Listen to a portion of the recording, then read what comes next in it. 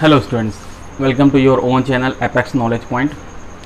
Students, जैसा कि हम लोगों ने लास्ट वीडियो में एटॉमिक स्ट्रक्चर का पार्ट 1 पढ़ा था, उसमें हम लोगों ने लास्ट में एटॉमिक मॉडल्स तक आ चुके थे। एटॉमिक मॉडल्स में मैं थॉमसन एटॉमिक मॉडल पढ़ा था।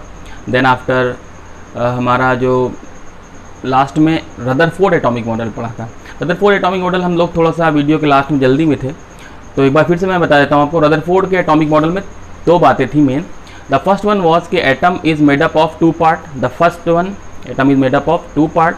जो पहला पार्ट होता है, the first part is centrally positively rigid and very dense part. And the second point is that electrons revolve around the nucleus in an orbit. इतना बताया था, दो पॉइंट। पहला पॉइंट क्या था, अगर रदरफोर्ड की बात करें तो पहला पॉइंट ये था कि atom has two part. Atom has two part. The first one is central positively charged, central positively charged, dense rigid part that is called nucleus. That is called nucleus. और second point, the space around nucleus where electrons revolve in orbits. ये दो point दिए थे Rutherford ने। तो model, atomic model से हमारा जो मतलब था वो ये था कि उस टाइम हम लोग जब सारे सब एटॉमिक पार्टिकल्स की डिस्कवरीज हो चुकी थी, इलेक्ट्रॉन, प्रोटॉन, न्यूट्रॉन्स की, तो साइंटिस्ट ने ये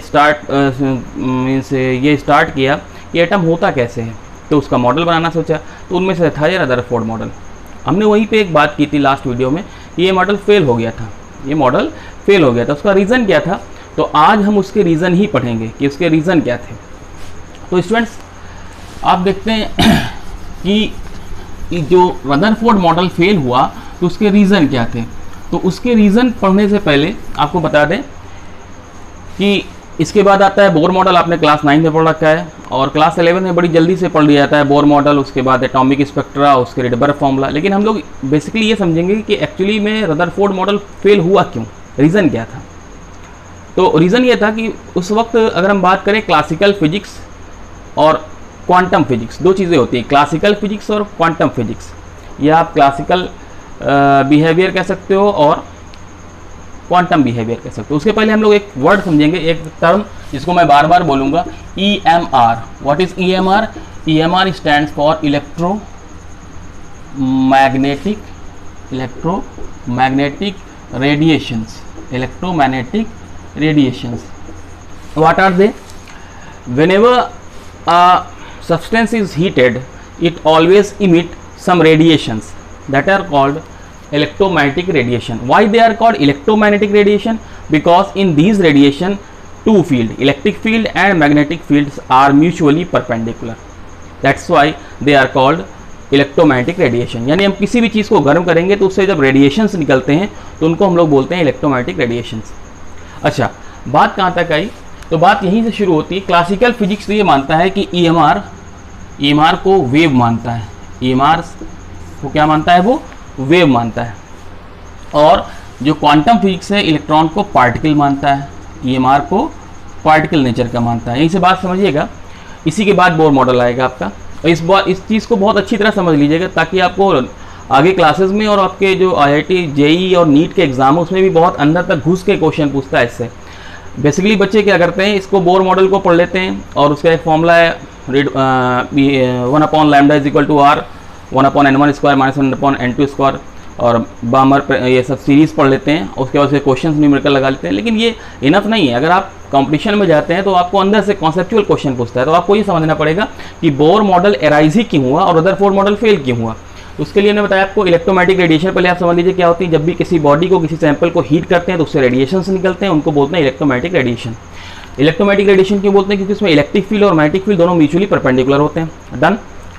EMR को जो क्लासिकल फिजिक्स है वो क्या मानता है, वेव, और जो क्वांटम फिजिक्स है वो पार्टिकल नेचर मानता है। फिर से बता देते हैं आपको, EMR को जो वेव कौन मानता है, क्लासिकल फिजिक्स। क्लासिकल मतलब जो पुराने टाइम का फिजिक्स है, क्लासिकल फिजिक्स। और इसके थे आपको बता दें मैक्सवेल, और यहाँ पर थे पार्टिकल नेचर को बताने वाले मैक्स प्लैंक, ध्यान रखिएगा मैक्स प्लैंक। तो इस थ्योरी के अकॉर्डिंग क्या है कि electromagnetic radiations are of wave nature, यानी कि उनमें वेव होती है। और वेव आपने क्लास 9th में शायद साउंड चैप्टर में पढ़ा है, उसमें आपको बताया था कि क्लास 9th में साउंड चैप्टर आपने पढ़ा था कि वेव्स में आपकी बहुत सारी चीज़ें होती हैं, जैसे लैम्डा होती है, लैम्डा को हम लोग वेवलेंथ बोलते हैं, वेव लेंथ। ये न्यू होता है, इसको फ्रीक्वेंसी बोलते हैं। इनकी डेफिनेशंस मैं नहीं बताने वाला यहाँ पर। एक होता है न्यू बार, इसको वेव नंबर बोलते हैं, वेव नंबर। तो फिर से देख लेते हैं क्लासिकल फिजिक्स क्या मानता है, electromagnetic radiations are wave in nature and they are waves which can travel in solid and liquid both, done. और वाटर में भी चल सकती हैं। दूसरी बात यह कि इनको एक और ख़ास बात है, इनको साउंड वेव्स की तरह मीडियम की ज़रूरत नहीं पड़ती। जैसे साउंड वेव्स को जो होती हैं उनको मीडियम की ज़रूरत पड़ती है, वो सॉलिड में चल सकती हैं, लिक्विड में चल सकती हैं, गैस में नहीं चल सकती। रीज़न क्या है, उनको मीडियम की ज़रूरत पड़ती है। अगर आपका वैक्यूम होगा तो साउंड वेव्स नहीं आ पाएंगे। आपने क्लास 9th में ये एक्सपेरिमेंट भी पढ़ा था कि 9th या 10th में पढ़ा था आपने कि जब इलेक्ट्रिक बेल बजाते हैं और उसको वैक्यूम पंप से उसकी अंदर की एयर सक कर लेते हैं तो फिर हमको उसकी साउंड नहीं आती। It prove that sound waves do not travel in without medium, यानी sound waves need medium to travel. लेकिन ये बातें EMR में नहीं है, EMR को मीडियम की ज़रूरत नहीं पड़ती, डन। तो इसको थोड़ा जल्दी से कर लेते हैं। लैम्डा वेवलेंथ को बोलते हैं, न्यू फ्रीक्वेंसी। वेवलेंथ क्या होती है, वेवलेंथ अभी आपने पढ़ रखा है, दो क्रस्ट और दो ट्रॉ की बीच की डिस्टेंस को वेवलेंथ बोलते हैं। इसको लैम्डा से डिनोट करते हैं। इसकी यूनिट होती है आपकी मीटर, सेंटीमीटर या nanometre. Frequency hertz, number of frequency की डेफिनेशन क्या होगी, the number of wave passing in 1 second is called frequency. इसका फॉर्मूला होता है 1 टाइम पीरियड। इसको बहुत बेसिकली पढ़ लेते हैं।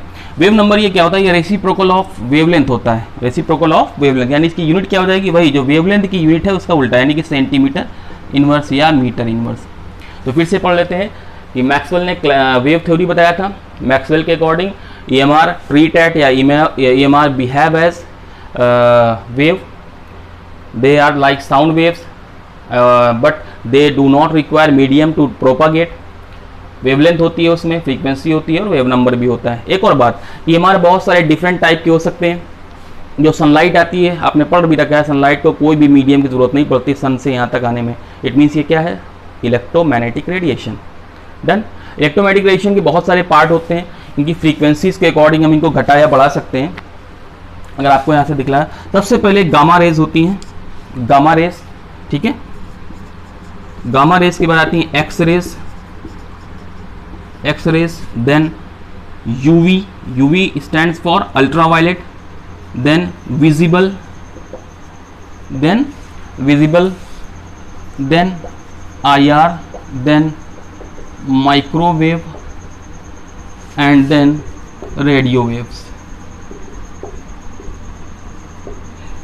तो ये मैंने जो ऑर्डर लगाया है ये इनकी फ्रीक्वेंसीज का है। मीन्स अगर हम इधर से इधर जाते हैं तो डिक्रीजिंग फ्रीक्वेंसी का ऑर्डर है ये, डिक्रीजिंग फ्रीक्वेंसीज, या इसको हम ये भी कह सकते हैं कि ये इंक्रीजिंग वेवलेंथ का ऑर्डर है, increasing wavelength, done. Decreasing frequency यानी न्यू और वेवलेंथ यानी लैम्डा। आपको इनमें से ये देखिएगा, गामा रेज की फ्रीक्वेंसी इतनी ज़्यादा होती है कि पेनिट्रेट कर जाती है किसी भी चीज़ को, लोहे की चादर को पेनिट्रेट यानी उसको भेद देती है अंदर तक।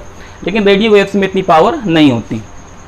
अच्छा, एक और बात, जो हमारा पार्ट है वो ये इंपॉर्टेंट पार्ट है। अच्छा, एक और बात यहाँ से देख लेते हैं कि सबसे ज़्यादा इसकी आपकी फ्रीक्वेंसीज हो गई, सबसे लोअर फ्रीक्वेंसी रेडियो वेव्स की है। विजिबल की देखते हैं, विजिबल की हम लोग पढ़ लेंगे अलग से। आपको शायद दिखाई नहीं देगा लास्ट में।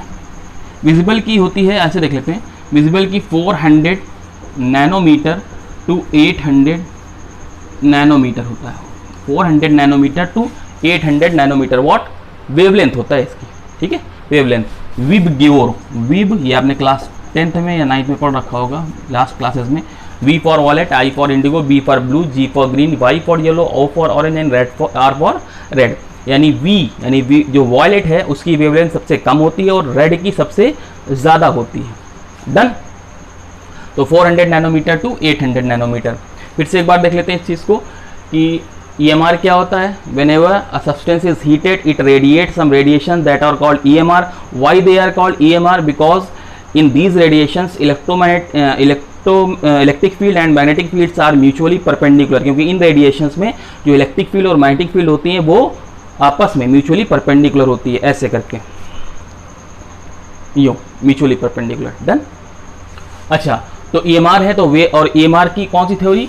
क्लासिकल थ्योरी ये बताती है कि ये वेव की तरह बिहेव करती है, और वेव में क्या होती है? वेवलेंथ होती है। अगर वेव है तो उसमें वेवलेंथ भी होगी, फ्रीक्वेंसीज भी होगी, वेव नंबर भी होगा। फ्रीक्वेंसीज को आप डिफाइन कर सकते हैं कि the number of waves passing from one place in 1 second. Done. अच्छा, उसके बाद हमने डिफरेंट टाइप के आपको EMR यानी इलेक्ट्रोमैग्नेटिक रेडिएशंस बता दिया आपको, gamma rays, x rays, UV, visible, IR, microwave, radio wave, जिनमें से कि विजिबल हमारे लिए खास इंपॉर्टेंट है क्योंकि इन्हीं से ही इनकी वजह से जो आपने क्लास 10th में डेफिनेशन पढ़ी है, light is a form of energy which enable us to see the objects, तो यही वो लाइट का फॉर्म है, यही वो लाइट का पार्ट है जिसकी वजह से हम चीज़ों को देख पाते हैं। विबग्योर, आगे बताऊंगा मैं कैसे आपको कोई चीज़ दिखती है।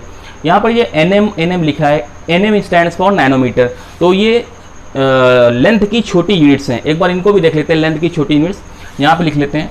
1 metre is equal to 10⁻² centimetre, इससे छोटी होती है 1 मीटर से। 1 metre is equal to 10⁻³ millimetre. 1 metre is equal to 10⁻6 micrometre. 1 metre is equal to 10⁻9 nanometre. 1 metre is equal to 10⁻10 angstrom. 1 metre is equal to 10⁻12 picometre. ये आपकी metre से छोटी आपकी डिस्टेंस की यूनिट्स हैं। जैसे अगर हम 1 पिकोमीटर लिखें या 1 सेंटीमीटर लिखें तो 1 सेंटीमीटर इज इक्वल टू क्या हो जाएगा बच्चों? 10⁻² centimetre. Done. Similarly 1 millimetre is equal to how much? 10⁻³ metre. 1 micron is equal to 10⁻6 metre. 1 nanometre is equal to 10⁻9 metre. 1 angstrom is equal to 10⁻10 metre and 1 picometre PM is equal to 10⁻12 metre. अब आप picometre की distance को समझ सकते हैं, इतनी छोटी होती है कि इसी में जो एटम की रेडियस होती है वो पिकोमीटर में ही नापी जाती है। ठीक है, एटम आप समझ सकते हैं जो माइक्रोस्कोप से भी नहीं दिखता, उसकी जो रेडियस होती है वो पिकोमीटर में ही नापी जाती है। तो these are the units of the length. आपको बहुत सारी चीज़ें जब न्यूमेरिकल्स प्रॉब्लम कर रहे होंगे तो आपको हो सकता है कन्वर्जन करना पड़े, तो उस पॉइंट ऑफ व्यू के लिए मैंने लिख दिया है। उसमें ज़्यादातर ये एंगस्ट्रॉम यूज़ होता है और नैनोमीटर यूज़ होता है। यानी विबग्योर आपको ये बहुत ध्यान से रखना है, विजिबल की रेंज क्या होती है? 400 नैनोमीटर टू 800 नैनोमीटर। ये मोटा मोटा मैंने लिख दिया, 750 से तक भी होता है, 300 से भी शुरू हो जाता है 400 के ऊपर। तो आपको 400 नैनोमीटर टू 800 नैनोमीटर लर्न कर रखना है। ठीक है, डन। तो ये टॉपिक हो गया कि EMR इलेक्ट्रोमैग्नेटिक रेडिएशन का कौन सा पार्ट हो गया हमारा? वेव नेचर का। अब हम लोग पढ़ते हैं इसका पार्टिकल नेचर। ठीक है,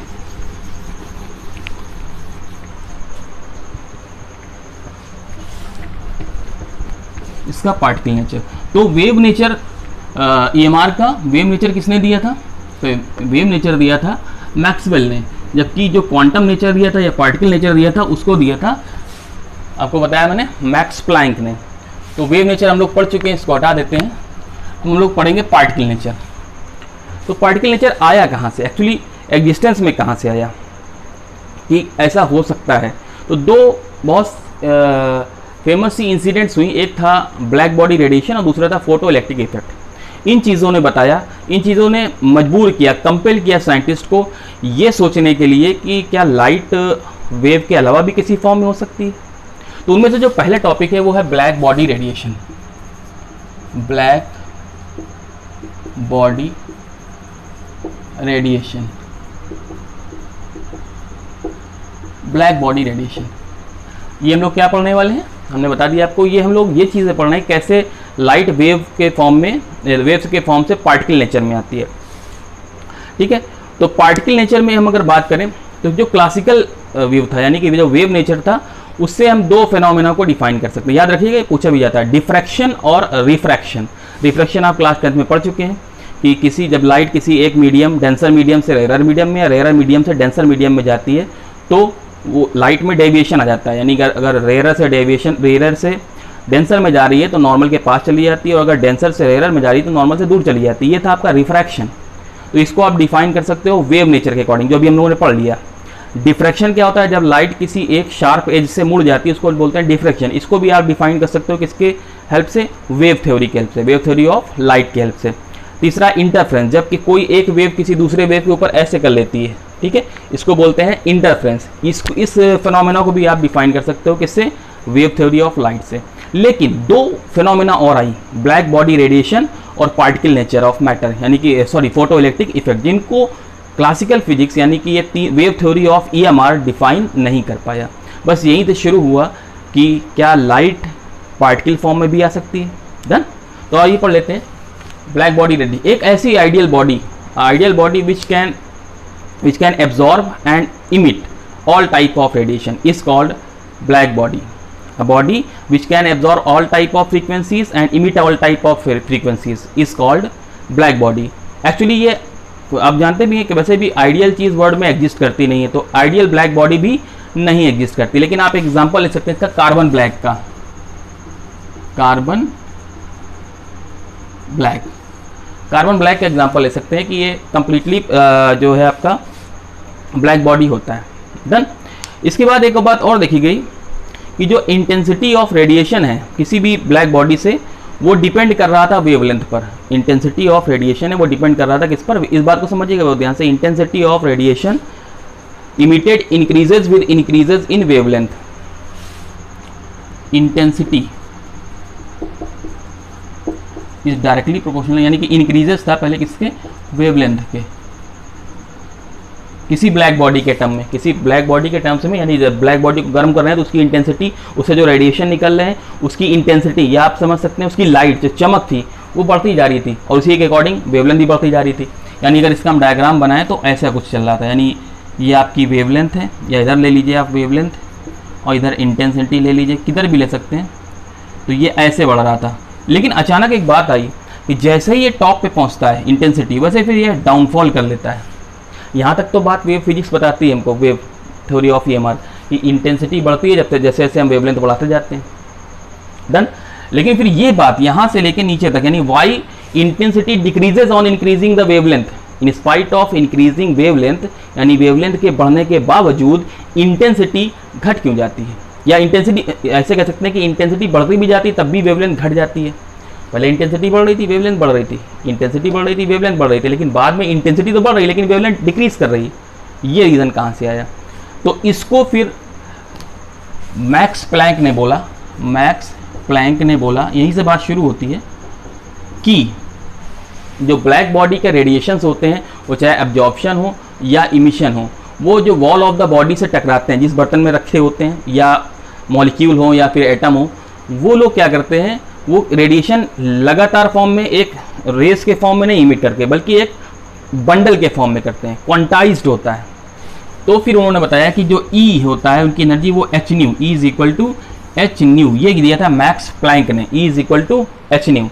तो फिर उन्होंने डिफाइन किया कि ऐसा कब क्यों होता है, क्योंकि जो क्वांटाइज्ड हो जाएगा तो सीधी सी बात है उसका कुछ एक पार्ट जो है उसका डिक्रीज भी कर सकता है, तो वो फिर से अपने आप को कम बैक कर लेता है। तो E is equal to H nu, जहाँ वह H इज इक्वल टू क्या है, H क्या है आपका, H है प्लैंक्स कांस्टेंट, प्लैंक्स कांस्टेंट जिसकी वैल्यू होती है 6.626 इंटू 10⁻⁻34। ये H की वैल्यू होती है, न्यू क्या है, फ्रीक्वेंसी। डन हो गई बात। तो ये पहली बात बताई, और इसको क्लासिकल फिजिक्स एक्सप्लेन नहीं कर पाया कि why it happen on increasing wavelength, on increasing intensity wavelength decreases. ये किसने डिफाइन किया, ये किसने बताया, समझाया, प्लैंक ने, मैक्स प्लैंक ने। डन। और क्या कह के बताया था कि एनर्जी कैसी होती है, क्वांटाइज्ड होती है। इसको आप ऐसे समझ लीजिए, एक स्टेयर केस, जो एनर्जी का डिस्ट्रीब्यूशन होता है वो एज अ स्टेयर केस होता है। स्टेयर केस मतलब सीढ़ियाँ, मतलब आप पहली सीढ़ी से डायरेक्ट दूसरी अगर उतर रहे हैं तो, अगर चढ़ रहे हैं तो पहली से दूसरी में जा सकते हैं, दूसरी से तीसरी में, लेकिन ऐसा नहीं हो सकता कि पहली से और दूसरी के बीच में जाए, यानी फुल होगा। E is equal to H nu होगा, या 2h न्यू होगा, या 3h न्यू होगा, या 4h न्यू होगा। इसी को बोलते हैं quantization of energy. Quantization of energy means light travel in the form of quanta, in the form of quanta means discrete level पे। एक बंडल, दो बंडल, तीन बंडल, ऐसा नहीं होगा 1.3 बंडल। तो 1.3 बंडल, इसी क्वांटाइजेशन की वजह से ब्लैक बॉडी रेडिएशंस में ये होता है जो मैंने आपको बताया। डन। दूसरी टॉपिक आई, इसको आज समझ लेते हैं, फिर आगे बोर्स थ्योरी के बोर्स जो मॉडल है वो कैसे अराइज हो वो हम लोग बाद में देखेंगे। तो अगला टॉपिक आपका है फोटो इलेक्ट्रिक इफेक्ट।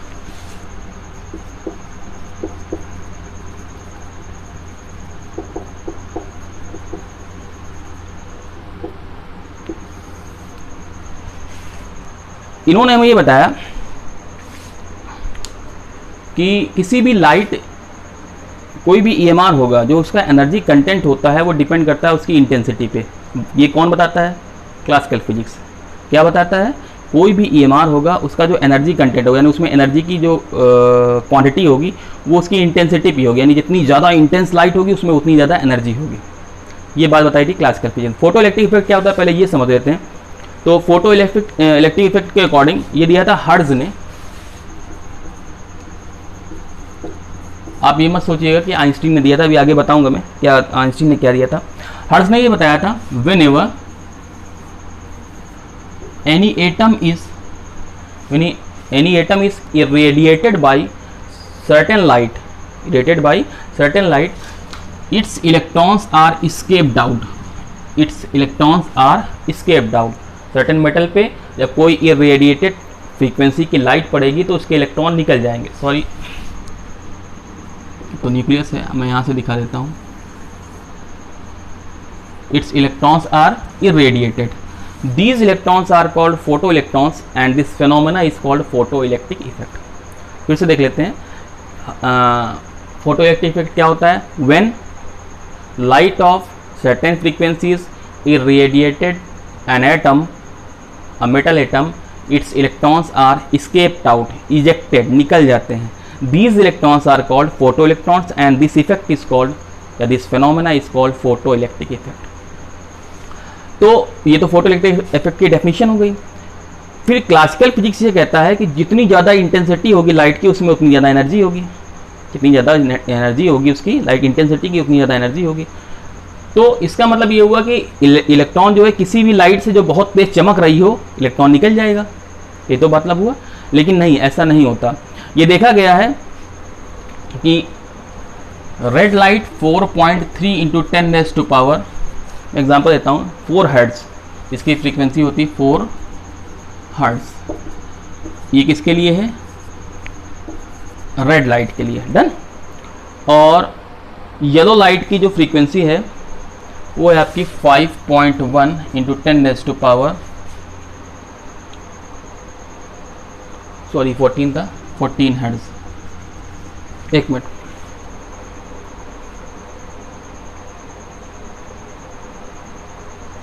ये यस, ये आपका येलो कलर के लिए है।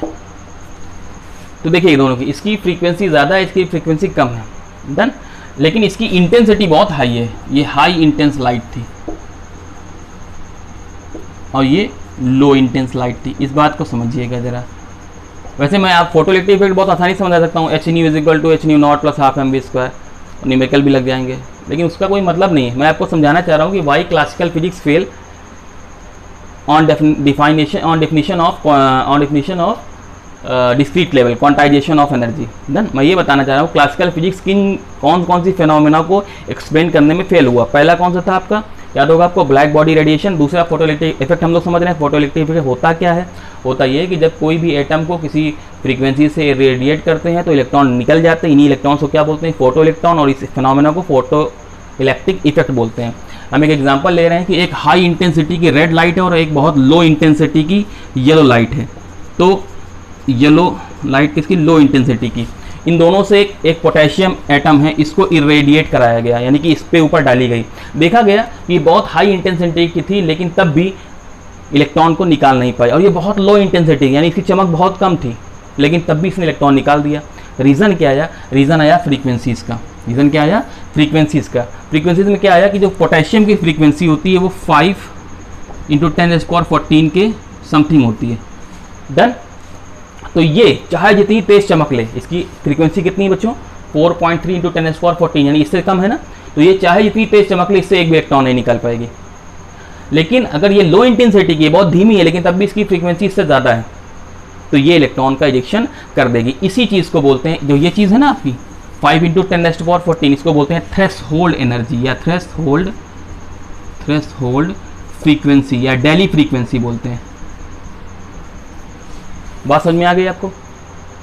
यानी कि इतनी इसको फ्रीक्वेंसी की लाइट इस पर पड़नी ही चाहिए, इससे कम पड़ेगी तो नहीं निकलेगी। इससे चाहे जितनी ज़्यादा पड़े वो अलग की बात है, इससे कम नहीं पड़नी चाहिए। यानी ये मिनिमम फ्रीक्वेंसी हो गई ना, किसी भी लाइट की मिनिमम फ्रीक्वेंसी जो कि इजेक्शन के लिए ज़रूरी हो।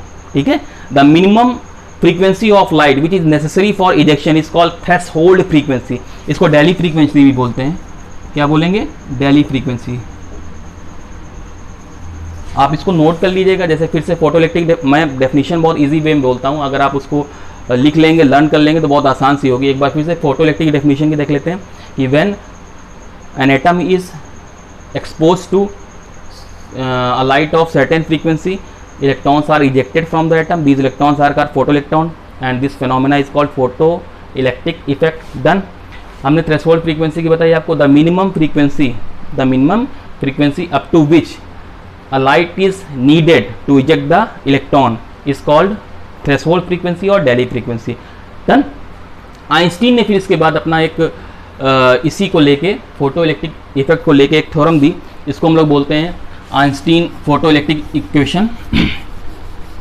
उसके अकॉर्डिंग क्या था कि अगर अभी हमने बताया आपको कि डेली फ्रीक्वेंसी जो होती है उसको न्यू नॉट बोलते हैं। इतनी फ्रीक्वेंसी आपको ज़रूरत है किस बात के लिए, इजेक्शन के लिए। इतनी फ्रीक्वेंसी होनी ही चाहिए। बिल्कुल ऐसे समझो जैसे बचपन में जब किसी को बहुत मारो तब भी नहीं रोता था। ठीक है, किसी बच्चे को बहुत मारो, लेकिन अगर कोई बात उसको दिल में लग जाए तो उसको चेहरा पहले से ही बहुत रोना बन जाता था। ठीक है, और उसको कोई बात टच कर जाए तो फिर आप उसको धीरे से भी मार दो तब भी वो रोने लगता था। तो उसका थ्रेशोल्ड आ चुका है ना, उस वक्त तक तो उसका थ्रेशोल्ड आ चुका है। तो अगर उसको धीरे से भी मार दिया, कुछ कह भी दिया, तो उसको फिर बहुत तेज रोना शुरू हो जाएगा। ये आपने देखा होगा। इसी को बोलते हैं थ्रेशोल्ड फ्रीक्वेंसी, यानी वो मिनिमम फ्रीक्वेंसी जहाँ पर इलेक्ट्रॉन का इजेक्शन ज़रूरी हो जाए, उसके बाद फिर होने लगेगा। तो इसका मतलब क्या हुआ कि न्यू, यानी जो रेडिएशन डाला जा रहा है ये एच न्यू एनर्जी है, और इसको जो ज़रूरत है वो एच न्यू नॉट है। अगर इलेक्ट्रॉन निकलता है तो उस पर एक्सेस एनर्जी होगी।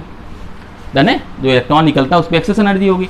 यानी न्यू जो है वो बड़ा होना चाहिए, किसके लिए, न्यू नॉट से। किसके लिए, फॉर इजेक्शन।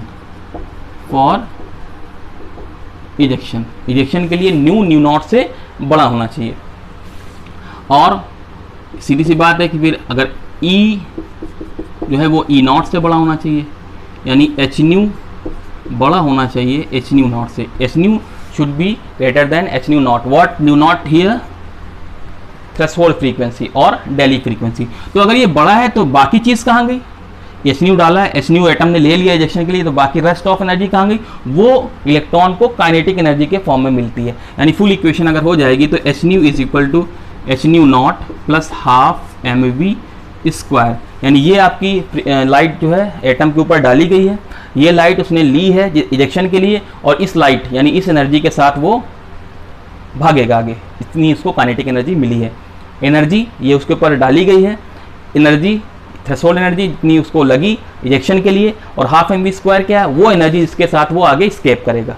डन। तो H nu is equal to H nu not plus half M V square. इसको दूसरे फॉर्म में लिखते हैं E is equal to W plus K. What W stands for, work function.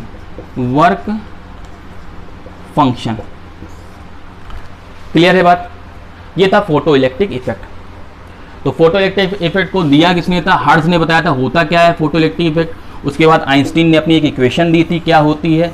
Done. Threshold frequency क्या होती है, ये आपको समझ में आ गया, threshold frequency. Photo electric effect होता क्या है ये समझ में आ गया होगा। न्यू नॉट किसको कहते हैं तो बता दिया हमने, थ्रेशोल्ड फ्रीक्वेंसी कहते हैं। न्यू बड़ा होना चाहिए या छोटा तो बता दिया हमने, न्यू बड़ा होना चाहिए।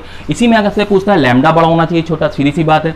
न्यू इज इक्वल टू क्या होता है बच्चों 1 अपॉन लैम्डा या सी, हाँ एक बताना भूल गया आपको फॉर्मूले, ई इज इक्वल टू क्या आपने बताया था एच न्यू, या ई का फॉर्मूला और हो जाएगा एच यही रखिए, और न्यू का फॉर्मूला क्या होता है nu is equal to C upon lambda, nu is equal to C upon lambda.